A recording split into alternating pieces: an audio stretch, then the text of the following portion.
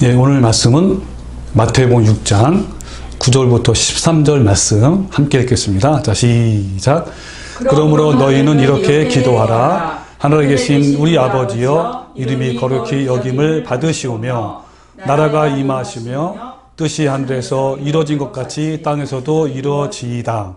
오늘 우리에게 일용 양식을 주시옵고 우리가 우리에게 죄 지은 자를 사하여 준 것 같이 우리 죄를 사하여 주시옵고 우리를 시험에 들게 하지 마시옵고 다만 악에서 구하시옵소서. 나라와 권세와 영광이 아버지께 영원히 있사옵나이다. 아멘. 예, 오늘 주기도문을 아주 힘차게 읽었는데, 예, 이 산상보훈에서 이 주기도문이 굉장히 많이 찾아오고 있죠. 여러분, 이 산상보훈은요, 예수님께서 이 땅에 오셔서 직접 설교하신 첫 번째 내용입니다. 예수님은 타락한 세상에서 우리를 구원하시기 위해서 육신이 되어 이 땅에 오신 거예요. 이 땅에 직접 오셔서 처음으로 설교하신 내용이기 때문에 얼마나 중요하고 얼마나 귀한 말씀이겠습니까? 얼마나 사람들에게 하고 싶었던 말씀을 하셨겠습니까? 그래서 이 산상보훈 중에 가장 길게 말씀하신 이 기도, 왜 그렇게 기도를 길게 말씀하셨을까요? 그만큼 기도가 중요하며 또 그만큼 기도에 대해서 잘못 알고 있기 때문이에요. 그래서 주님께서 직접 오셔서 이 잘못된 기도는 무엇이며 그러면 어떤 기도가 올바른 기도인지에 대해서 자세하게 우리에게 말씀해 주셨어요. 그 지난주 우리 설교 말씀에서는 5절부터 8절 잘못된 기도를 지적하는 말씀이죠. 그리고 오늘 보는 말씀 9절부터 13절은 주님께서 가르쳐 주신 기도의 내용들입니다. 매뉴얼이죠. 자, 우리 그럼 지난주에 했던, 그죠? 잘못된 기도가 무엇이 있었는지 주님이 지적하신 말씀이 뭔지 세 가지 기억하십니까? 네, 첫 번째는 너희가 기도할 때에 외식하는 자와 같이 하지 말고 어디서 하라? 골방. 네, 골방에서 은밀하게 하라. 두 번째는 어떻게 하라고요? 기도할 때에 그렇죠. 이방인과 같이 중언부언하지 말라. 같은 말을 반복해서 말을 많이 하지 말라. 그리고 세 번째는 개인의 문제에 대해서는 구하기 전에 너희에게 있어야 할 것을 다 하나님이 아시니까 그러니까 구하지 말라. 라는 거죠. 그러면 어떻게 기도해야 될까요? 바로 오늘 말씀이죠. 그러므로 너희는 이렇게 기도하라 하시면서 주님께서 기도의 매뉴얼을 직접 가르쳐 주신 겁니다. 그래서 이 주기도문에 대해서 오늘부터 시작을 해서 한 5회 정도 같이 함께 나누려고 합니다. 여러분, 우리는요, 여러 가지 분주한 가운데 기도를 안 하죠. 또 못하기도 합니다. 기도한다고 또 생각하지만 실제로 보면 이 기도가 없는 생활을 많이 하고 있어요. 그리고 겨우 시간을 내서 기도한다고 해도 어떻게 기도해야 할지 모릅니다.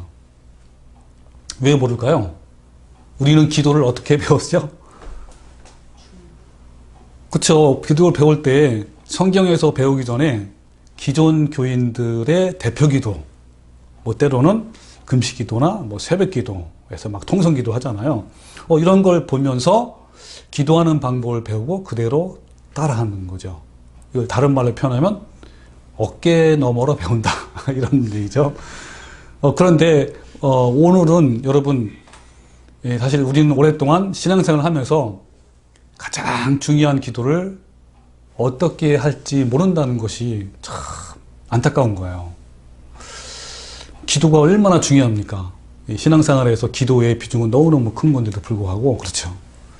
여러분, 기도할 때 하나님께서 원하시는 정신, 빨리 키세요. 예. 정신, 그 다음에 또 하나님의 뜻이 있고, 또 하나님의 생각과 또 하나님이 원하시는 마음 자세라든지 또는 하나님의 원하시는 기도 내용, 기도 방법, 언어, 이런 것들이 있잖아요. 이런 거를 알아야 되는 거예요.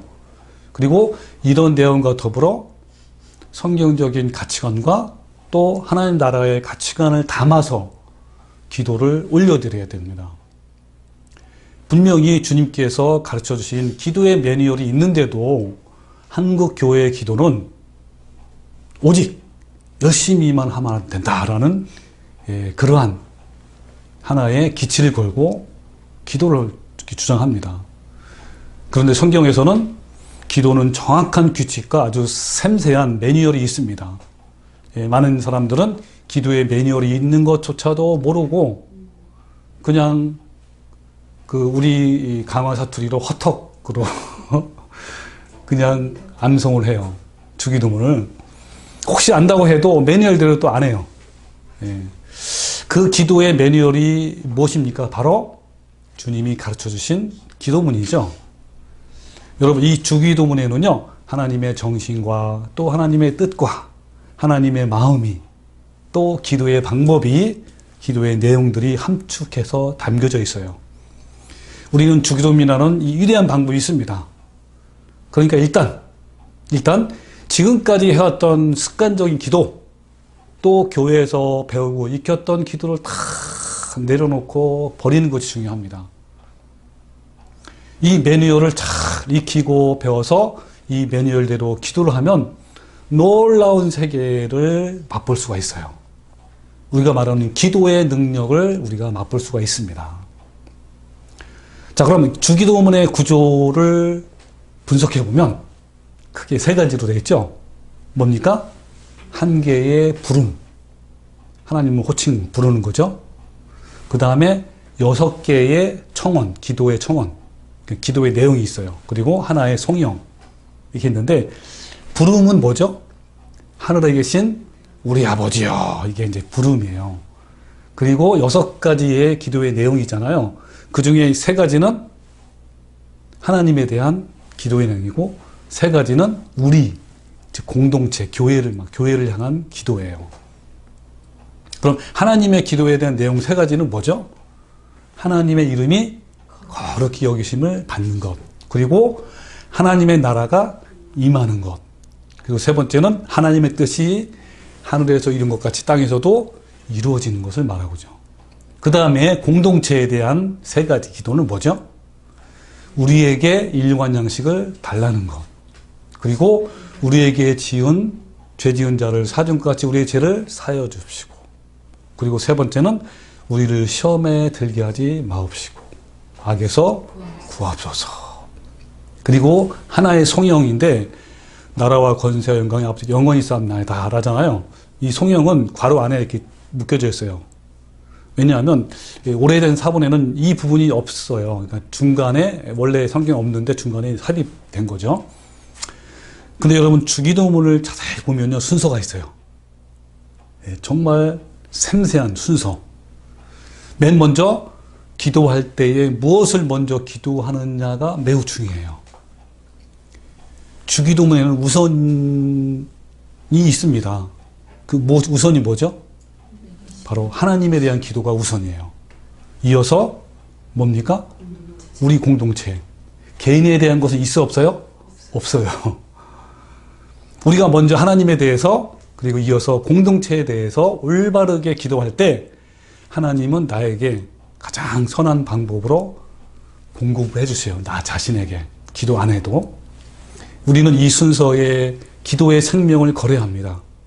그런데 대부분 사람들이요, 기도를 시작하자마자 자신을 위해서 기도를 해요. 물론 하나님에 대해서 기도를 하긴 하지만 그거는 그냥 요식행위로 그냥 잠깐 해버리고 초점은 다 자기 자신입니다.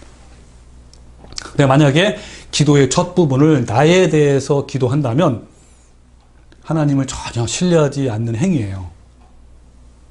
왜냐하면 하나님이 하지 말라는 것을 끝까지 하니까 이거를 일명 청개구리형 교인이라고 이렇게 부릅니다. 저도 옛날에 청개구리형 교인이었어요.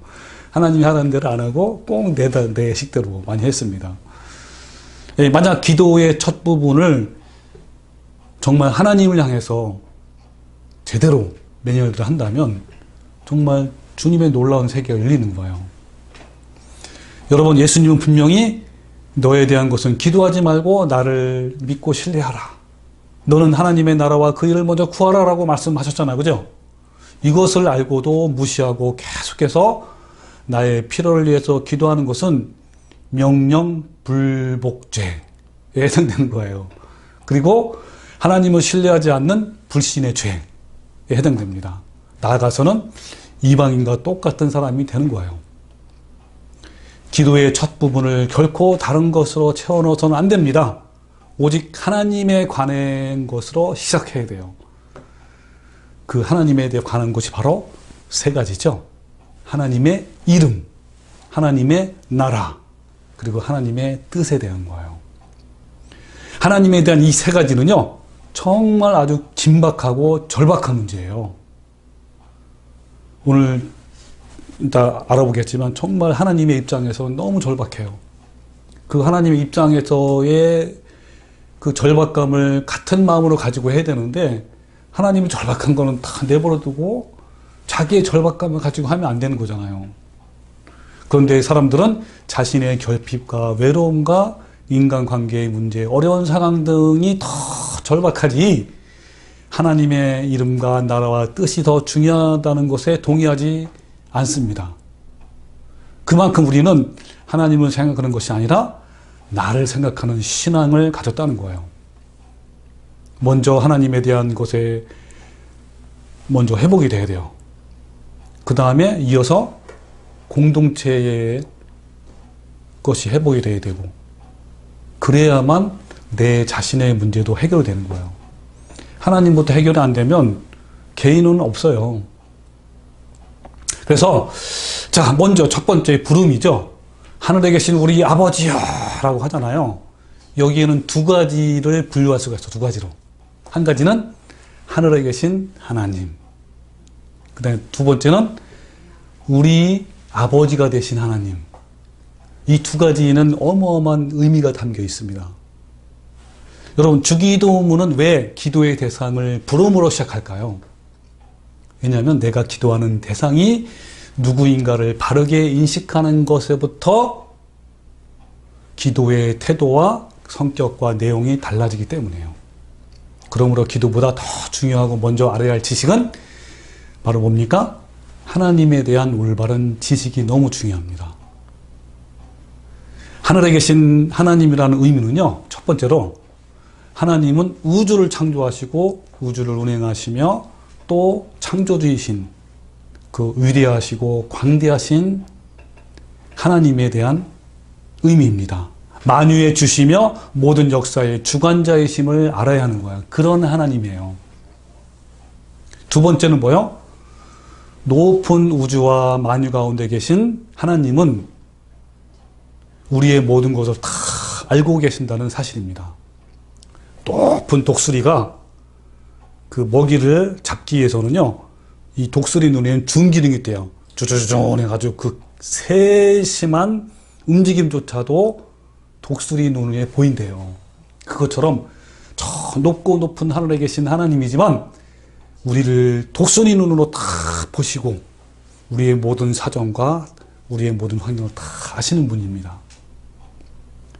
예, 나의 연약함, 내 생각, 내 고민, 내 처지, 내 상황, 모든 환경, 또 내 아픔까지도 다 아시는 거예요.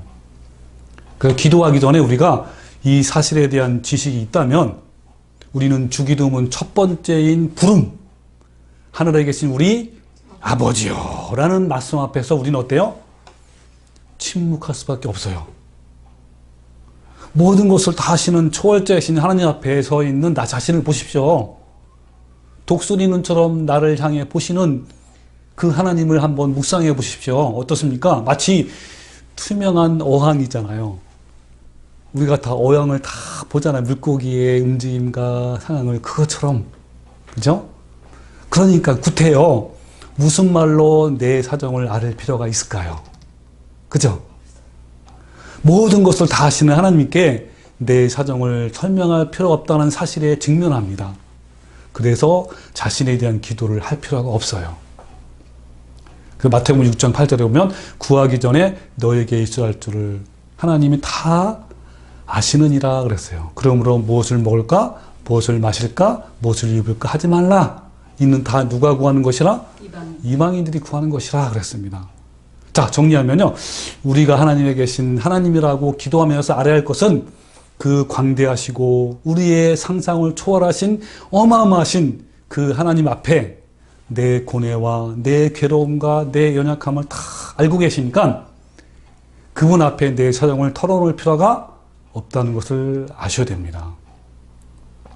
그리고 우리 아버지가 되신 하나님, 여러분 어떻게 우리 같은 피조물이 하나님을 감히 아버지라 부를 수 있겠습니까? 그것은 바로 우리 예수님 때문에 아버지라 부를 수 있는 거예요.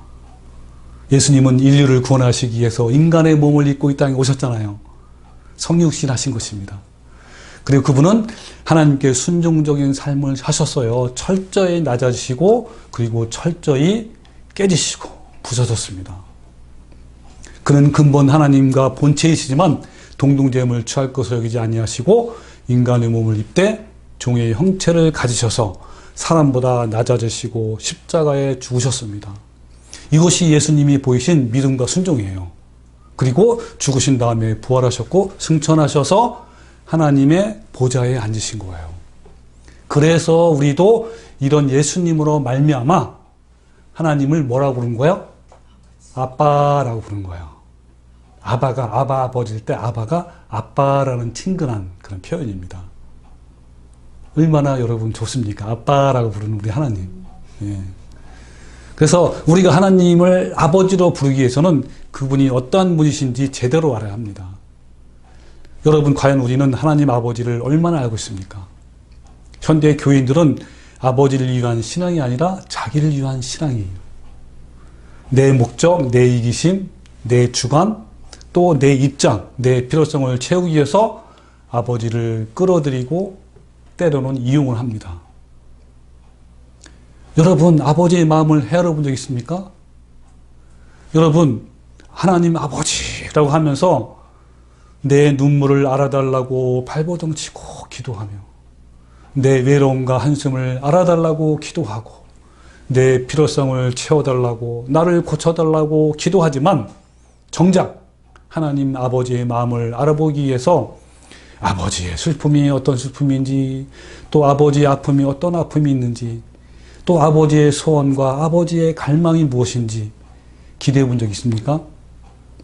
하나님의 뜻이 무엇인지 깊이 묵상해 본 적이 있어요? 아버지의 영광을 위해서 살아보려고 한 적이 있습니까? 아버지의 영광과 뜻이 이루어지는 것을 기뻐하면서 그것이 내 삶의 즐거움이 되고 그것이 내 목적이 되는 그러한 경험을 해보셨습니까? 그런 것이 없다면요, 우리는 집 나간 탕자에 불과합니다. 교회라는 울타리 속에서 각종 예배와 찬양과 기도와 말씀 듣는 행위를 하지만 오늘 이 모든 행동에는요, 나 자신밖에 없는 거예요. 자신을 위한 종교, 또 자신을 위한 섬김, 자신을 위한 기도, 이것은 신앙이 아니라 자아 종교라고 부릅니다. 자아 종교. 과연 나는 아버지를 아버지라 부를 수 있는 자격이 있습니까? 여러분 기도는요 바로 이 아버지를 아는 것부터 시작하는 거예요. 이 아버지 속에는요 어떤 의미가 담겨 있을까요? 그 의미는 첫 번째 상속자라는 의미가 담겨져 있습니다. 하늘에 계신 그분이 내 아버지라면 아버지라고 부르는 그 사람은 바로 상속자가 된다는 거예요. 여러분이 만약에 엄청난 재산을 상속받을 사람이라면 지금은 좀 어려운 상황이지라도 마음이 어떨까요? 풍성하죠. 부자죠. 예. 우리는 아버지가 되시는 하나님의 상속자예요. 하나님이 준비해 주신 천국을 소유할 수 있는 상속자가 된 겁니다. 하나님 것을 모두 누릴 수 있는 바로 상속자예요. 이 큰 영광의 소망을 바라보는 자는요, 현재 상황이 어려울지라도 여호와로 말미암아 감사와 기쁨이 넘치는 겁니다. 그리고 우리가 아버지라고 기도할 때 또 아버지라고 부르면서 기도할 때 어떻습니까? 아버지의 마음을 안다는 것이며 그 아버지께 거룩한 삶을 살겠다고 선언하는 거예요. 그리고 아버지만을 전적으로 의지하겠다라는 하나의 선언입니다. 그래서 우리는 아버지의 마음을 알고 거룩함을 이뤄가는 삶을 살면서 또 전적으로 하나님을 의지하는 그런 삶을 살면서 기도를 해야 돼요. 그러지 않으면서 기도하는 것은 하나님 받지 않으십니다. 자, 하늘에 계신 우리 아버지여. 자, 이 부름이 있잖아. 이걸 종합해보면, 이렇게 간단히 종합해보면 이럴 수 있습니다. 우리 가운데 계시며 모든 것을 초월하신 그 하나님이 우리의 모든 사정을 다 아시며 이제 그 하나님이 내게로 오셔서 나의 아버지가 되셨다는 거예요. 하나님이 아버지가 되심으로 우리는 하나님과 함께 상속자가 되셨다는 겁니다. 여러분 어떠신가요? 우리가 기도를 시작하면서 하늘에 계신 우리 아버지여 라고 부를 때 우리는 하늘에 계신 아버지와 아버지가 되신 하나님에 대해서 묵상을 하십시오. 그리하면요, 우리는 하나님의 광대하심과 그 놀라운 사랑과 은혜와 영광 앞에서 압도를 당하고 그리고 침묵할 수밖에 없고 그러면서 그 은혜의 보좌 앞으로 나갈 수가 있게 되는 거예요. 여러분, 주기도문에서 중요한 것이 두 가지가 있어요. 실제로는 안 들어가 있지만 함축된 의미가 있습니다. 하나는 감사기도, 하나는 회개기도. 그럼 이 감사기도는 언제 하면 좋을까요? 저도 이제 이 주기도문을 묵상하면서 바로 감사기도는 바로 지금 하늘에 계신 우리 아버지여라고 할 때 그때 하는 게 가장 좋다고 생각합니다. 그래서 하늘에 계신 하나님과 아버지이신 하나님을 묵상하면서 감사기도를 하는 거예요. 먼저 여러분, 하늘에 하나님의 존재에 대한 감사와 경배와 찬양을 올려드립니다. 이 경배와 찬양은요, 반드시 찬송가를 부르는 것만이 아니에요. 하늘에 계신 하나님과 아버지가 되시는 그 하나님을 묵상하면서 기쁨과 감사, 기도를 하는 것도 바로 하나님께 경배와 찬양을 드리는 것과 똑같아요. 저 같은 경우에는요, 이 찬송가를 들으면서 먼저 하늘에 계신 하나님과 아버지가 되시는 하나님에 대해서 묵상을 합니다. 저는 이 찬송가의 특히 음악에 굉장히 예민해요. 그래서 내가 주님의 은혜를 맛보면서 또 깊이 하나님께 나갈 수 있는 하나의 도구로 할까요? 바로 찬송가. 그러면요, 하나님의 존재만으로도 얼마나 감사한지요. 만왕의 왕이시며 만유의 주님이신 하나님이 나의 모든 사정을 다 아시고 나를 돌보시고 나를 가장 선한 길로 인도하시는 하나님에 대해서 묵상하고 감사를 기도를 하는 거예요. 기도할 때 하늘에 계신 우리 아버지라고 할 때요, 그냥 잠깐 말로만 끝나는 게 아니라 묵상, 기도는 깊이 묵상하면서 기도하는 게 좋아요. 그래서 아까 말씀대로 이런 하나님에 대해서 묵상하고 또 찬송을 들으면서 주님을 생각하면서 묵상하는 거예요. 하나님은 나의 아버지가 되시고 나는 그 하나님을 아빠라 부르시게 하시고 또한 나의 상속자가 되시는 하나님을 묵상하면서 감사기도를 합니다. 이 부분이 더 잘 되기 위해서 때로는 성경을 통독하고 그냥 통독을 빠르게 하는 게 아니라 예를 들면 한 장 정도를 통독하고 또 깊이 묵상해요. 그러면서 하나님의 아버지에 대한 이 부분을 묵상하면 어떨까요? 자, 두 번째 감사는요, 나 같은 사람을 내버리지 아니하시고 진리 가운데로 늘 이끄시는 그 하나님에 대한 감사와 예배와 찬양을 올려드리는 거예요. 제 개인적으로는요, 이 부분을 묵상하며 주님께 감사할 때 내 마음이 벅차오르면서 얼마나 감사한지요. 이때 저는요, 내 마음이 하나님께 활짝 열리면서 주님께 내 마음을 온전히 드리면서 기도할 수 있게 돼요. 만들어져요, 이렇게. 여러분도 나 같은 죄인을 버리지 아니하시고 진리의 길로 인도하신 그 하나님의 사랑과 은혜를 한번 묵상해 보십시오. 날마다 함께 하시는 하나님을 바라보십시오. 그리하면 그 은혜의 보좌 앞으로 나가게 될 것입니다.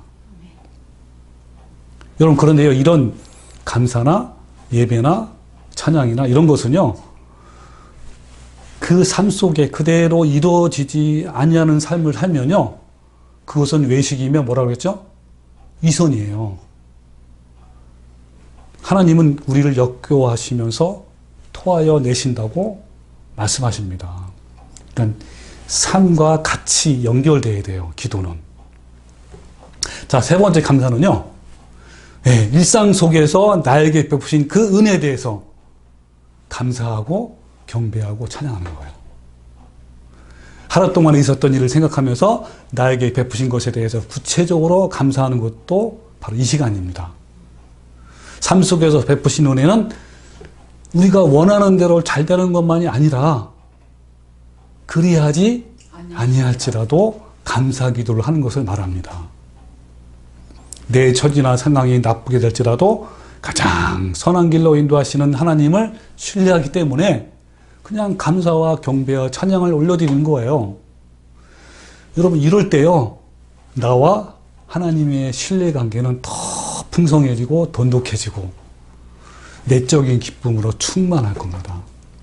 오히려요, 내가 잘 되는 거를 감사할 때보다, 감사하기도 하는 것보다, 그러지 않을지라도 내가 주님께 감사할 때 나에게 가장 선한 것을 주님 나에게 주시는군요 하면서 이렇게 감사하기도 할 때요, 더 하나님과의 기쁨이 더 충만해요.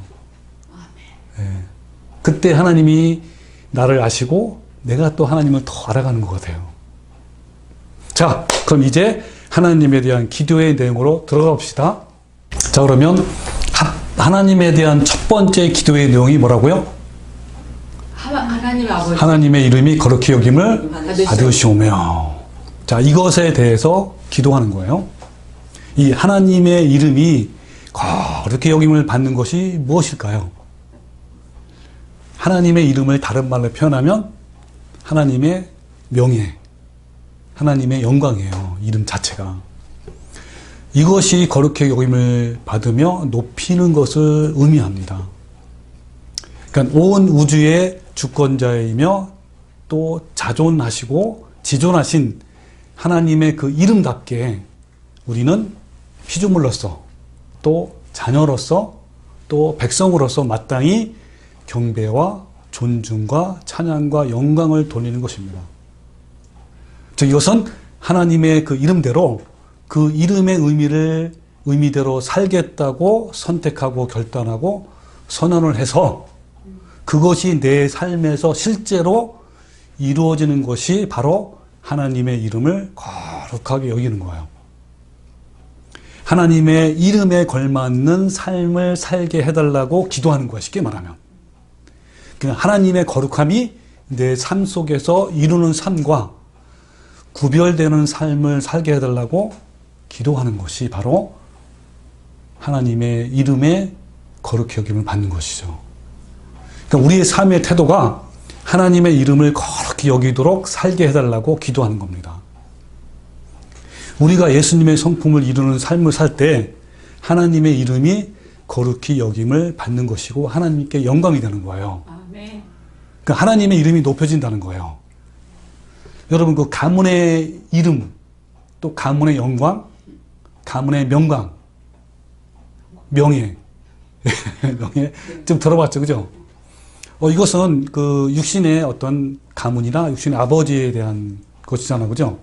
예를 들면 어떤 자녀가 못된 삶을 살면 먼저 사람들은 너희 아버지가 누구냐 물어보면서 아버지 탓으로 돌리면서 아버지 이름에 먹칠을 하고 불명예가 되잖아요.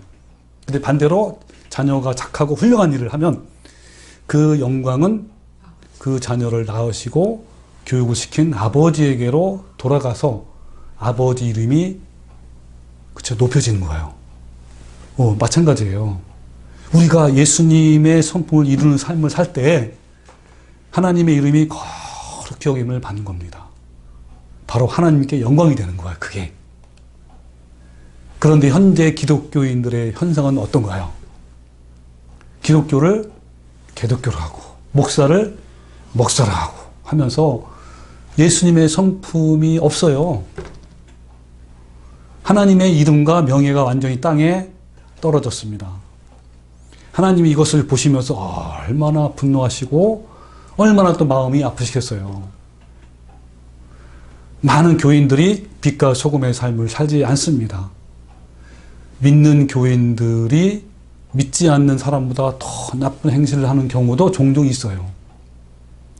이것은 칼빈주의의 한 번 거는 영원하다라는 잘못된 교리와 그 다음에 번영신학, 또 성령 은사주의가 한국 교회를 온통 부패하게 했고 망가지게 했습니다. 여러분 지난번에 잠깐 봤지만 전문직 직업군 중에 범죄율이 가장 높은 직업이 종교 지도자들이에요. 그 중에서 목사가 제일 많다고 합니다.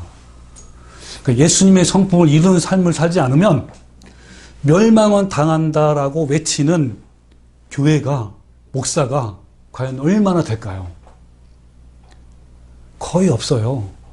물론 교회 목사들도 설교할 때 올바로 살아라, 빛과 소금의 그런 삶을 살아라 말을 많이 하지만 그렇지 않으면 하나님께 버림당하고 불사름당하고 멸망은 당한다는 말까지는 전혀 안 해요. 그러니까 하면 좋고 뭐 아니면 어쩔 수 없고 뭐 이런 거예요. 여러분 이것이 회복되기를 기도하는 거예요. 하나님의 이름이 거룩히 여김을 받도록 기도하는 것이 바로 이걸 기도하는 거예요. 하나님을 믿으면서 범죄하는 이스라엘 민족을 향한 하나님의 분노가 얼마나 큰지 또 하나님의 절규가 어떠신지를 잘 알 수 있는 성경이 바로 이사야서예요. 이사야서 1장 말씀을 통해서 알 수 있는데 그 말씀은 여러 번 했기 때문에 앞절만 제가 잠깐만 알려드릴게요. 읽어드릴게요. 예, 이사야서 1장 2절이에요. 하늘이여 들으라. 땅이여 귀를 기울이라. 여호와께서 말씀하시기를 내가 자식을 양육하였거늘 그들이 나를 거역하는도다. 소는 그 임자를 알고 나귀는 그 주인의 구유를 알건만은 이스라엘은 알지 못하고 나의 백성은 깨닫지 못하는도다 하면서 쭉 하나님의 그 절규와 그 하나님의 또 때로는 분노하심이 그 속에 담겨 있어요. 누구를 향하신 분노? 그렇죠. 하나님을 믿는다 하면서 그 삶이 제대로 이루어지지 않는 그 이스라엘 민족을 향해서 하시는 말씀이에요. 이 말씀은 곧 현대 교인에게도 그대로 속하는 말씀입니다. 여러분, 이 아버지의 가장 큰 소망은요, 하나님의 이름과 명예가 이 땅에서 우리를 통해서 회복되는 거예요. 우리가 제일 먼저 기도할 내용이 바로 이것인 겁니다. 그냥 기도로만 그칠 것이 아니라 자신의 삶 속에서 이것을 이루는 삶을 살아야 하는 거예요. 여러분 다시 한번 강조합니다. 제일 먼저 기도할 내용은 바로 하나님의 이름이에요. 하나님의 명예입니다. 두 번째는 하나님의 나라가 임하시며 그랬죠. 즉 뭡니까? 하나님의 나라가 도래하기를 원합니다. 같은 말이에요. 자, 이 기도는요, 주님께서 가르쳐 주신 두 번째로 매우 중요한 기도 내용이에요. 진정한 성도라면 하나님의 나라가 임하기를 원하는 간절한 갈망을 가지고 있는 사람이며 이 갈망이 탄식이 되고 열망이 되어 하나님의 마음을 알고 기도하는 그런 사람들이에요. 왜 하나님은 기도의 두 번째 내용에 하나님의 나라가 임하기를 기도하셨을까요?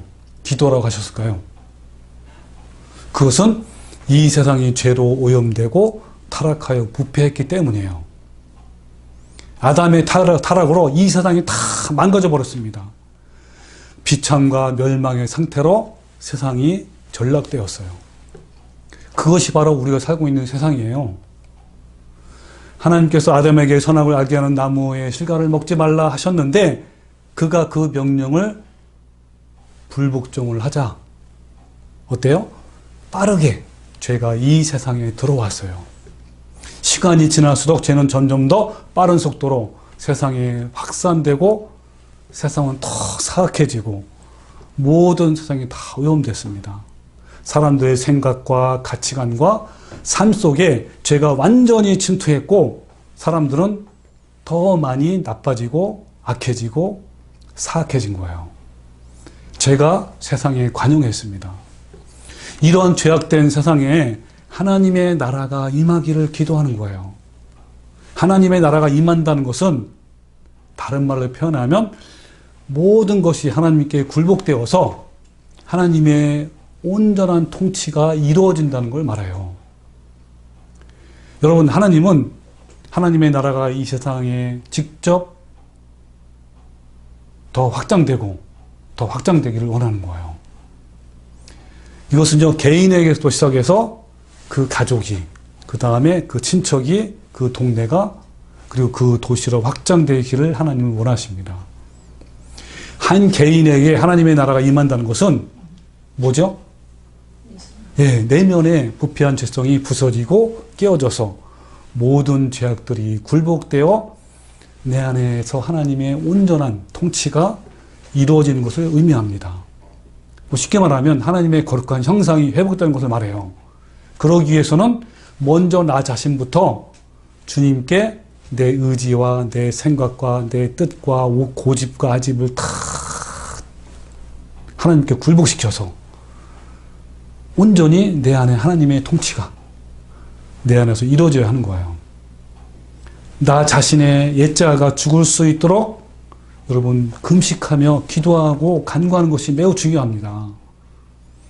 아니, 내 자신이 하나님 나라가 임하지 아니했는데 어떻게 내 가족과 친지를 그리고 동료들을 인도해서 하나님 나라가 회복될 수 있도록 하겠습니까?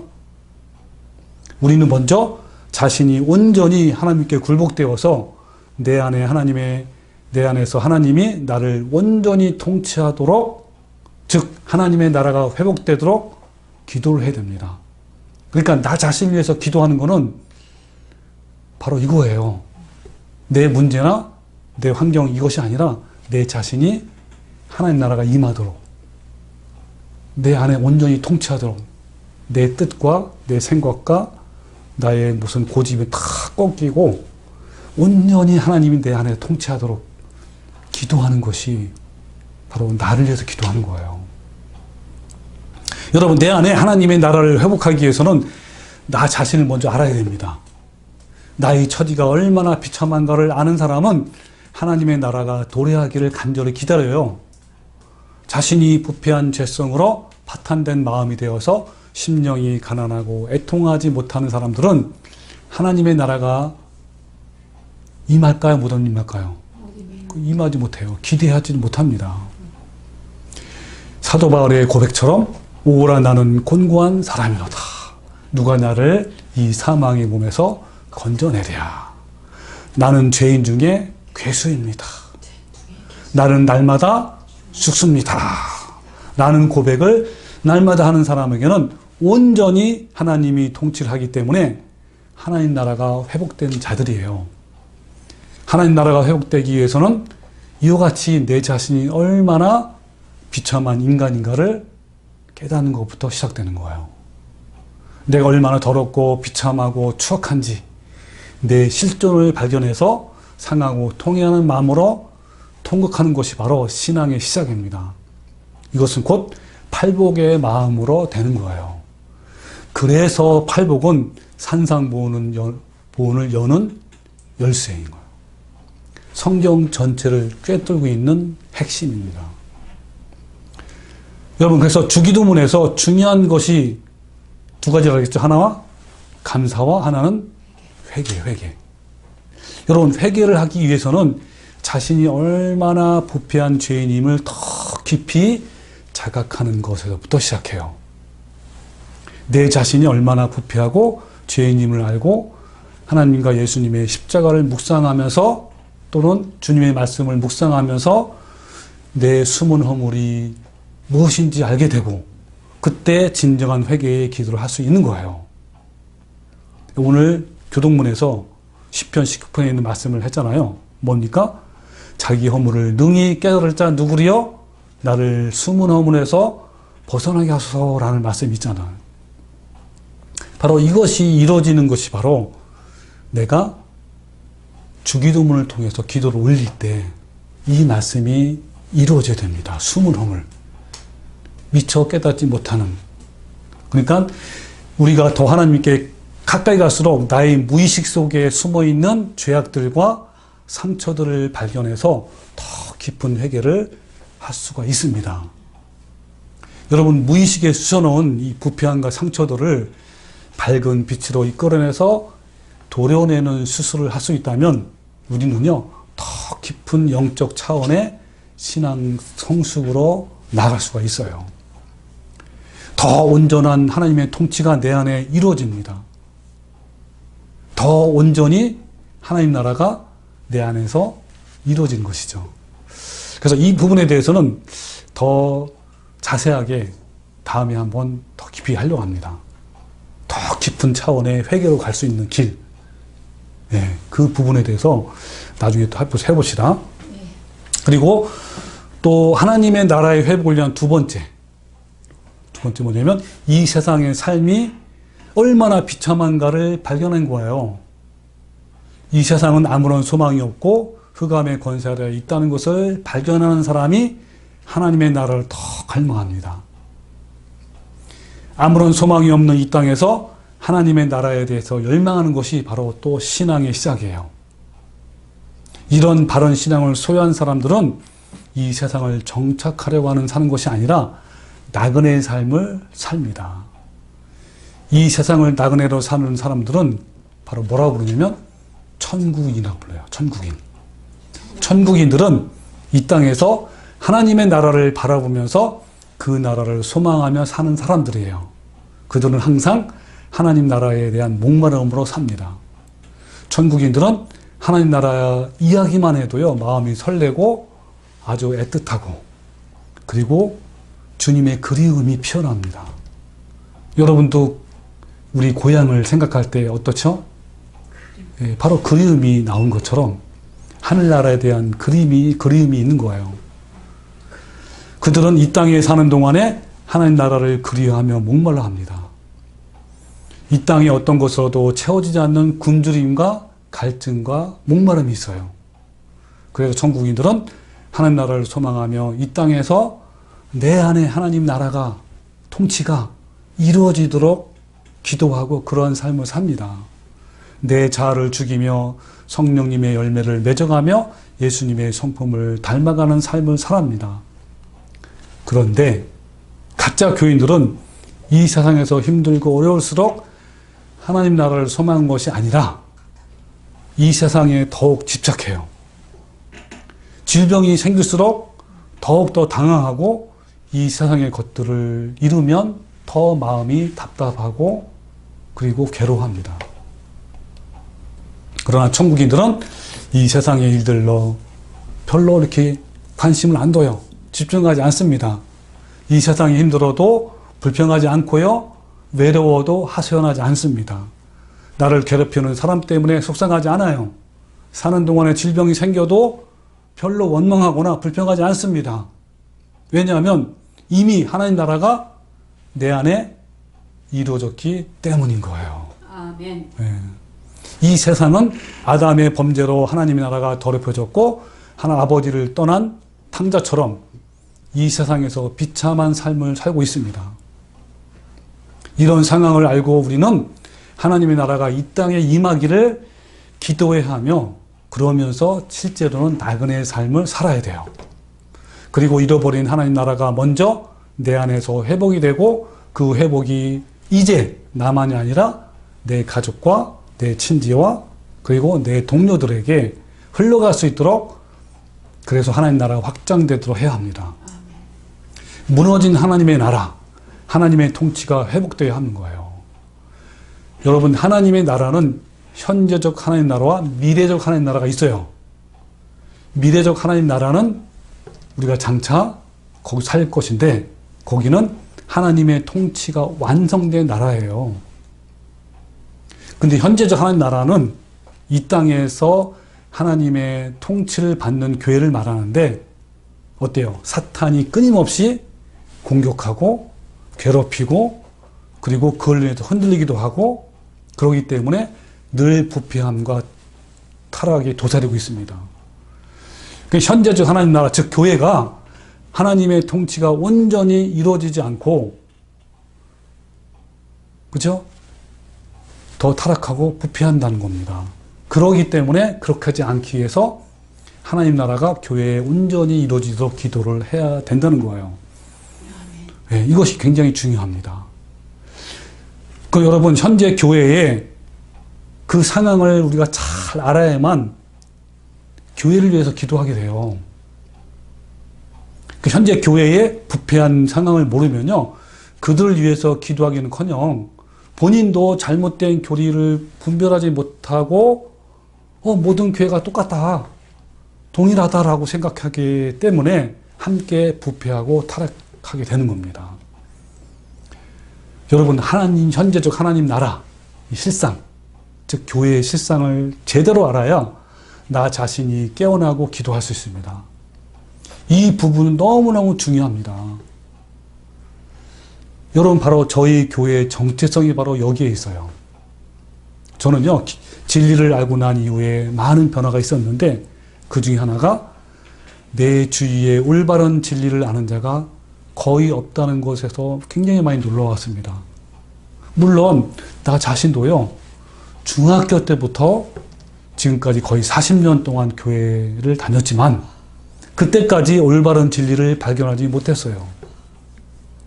진리를 알고 이 진리를 모르는 교인들에게 바로 알려줘야 하는 의미로 교회 이름을 깨어있는 교회로 만든 거예요. 이렇게 지은 거예요.